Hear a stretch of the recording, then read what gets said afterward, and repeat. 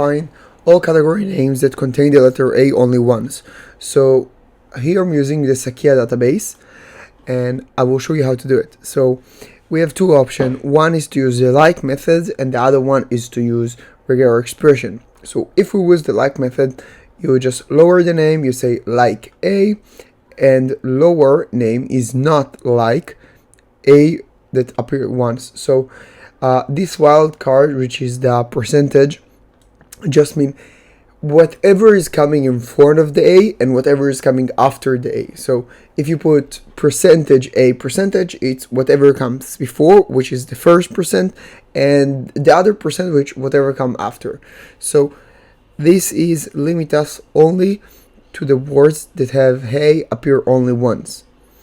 And you can also do it by regular expression. So here what you see here, it's commented. I have two examples. So we can just uncomment that here and we can run it. So we get the same result. And here, if you want to change whatever string is inside, I already did an example, which you have here with a C. So you can just uncomment that and use it, and you will have different results.